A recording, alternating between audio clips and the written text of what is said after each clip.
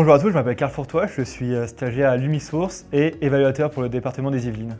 Je m'appelle Nouti Jessica, j'ai 21 ans et je suis étudiante en Master 1, Économie et évaluation du développement et de la soutenabilité. Je m'appelle Louis Pontet, je suis actuellement en Master 1 à l'Université Paris-Saclay dans le Master EEDS géré par Monsieur Géronimi. Et je suis venu ici pour pouvoir vous parler du projet qu'on a accompli au Togo. Alors pour le projet, il s'agit du projet Espanca, extension du service d'assainissement non collectif à Anéo, qui est intervenu dans le cadre du partenariat de coopération décentralisée entre le département des Yvelines et la commune des Lacs 1 au Togo. Et du coup, ce projet consistait à offrir des conditions d'hygiène décentes et à équiper en latrines et en lave-mains, foyers et écoles, tout en collectant les déchets liquides et les réutilisant au travers de l'agriculture. C'est dans le cadre de la réponse à l'ODD 6.2 sur assurer l'assainissement à toute la population.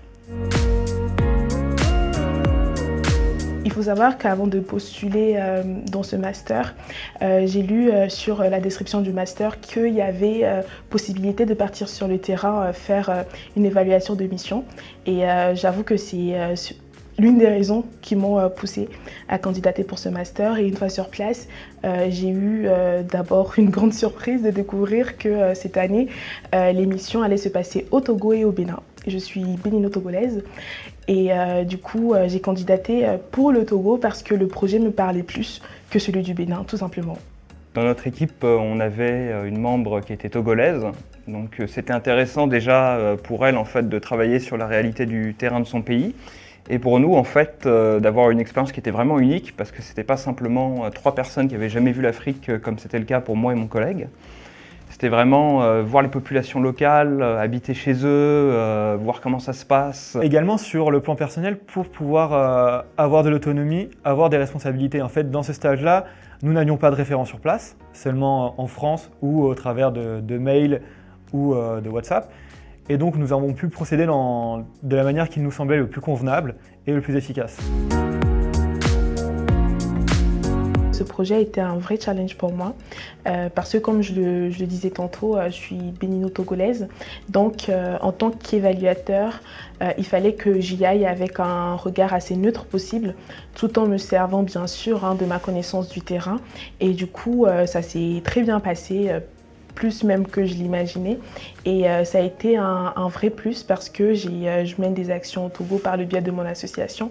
Et pour une fois, j'étais un peu, on va dire, de l'autre côté, avec de nouvelles lunettes pour observer un peu le déroulement d'un projet. Une fois que le projet est fini, comment le projet se déroule sans les financements et aussi évaluer la pérennisation tout simplement de l'action. Sur le plan personnel et professionnel, ce projet m'a apporté de quoi être autonome et responsable sur le terrain. Le fait de devoir construire ma propre mission de A à Z sans avoir de responsable lors du projet m'a permis de grandir sur le plan personnel. C'est aussi apprécier les différences de chacun. À aucun moment on s'est senti malvenu. Sur le plan professionnel, ça s'est situé en fait en plusieurs parties. La première, c'est l'encadrement que nous ont apporté nos professeurs sur ce qu'est un rapport d'évaluation, sur les techniques qu'on peut adopter, la posture qu'il faut avoir, etc. Ça s'est aussi bien sûr déroulé pendant la mission. C'était nos premiers entretiens en fait. C'est voir comment on peut poser les questions pour avoir les réponses qu'il nous faut. Revoir aussi notre méthodologie d'entretien. En soi, ça a été une expérience extrêmement enrichissante. J'ai l'impression d'avoir appris beaucoup de choses à ce sujet et je me sens plutôt confiant à l'avenir, en tout cas plus qu'initialement.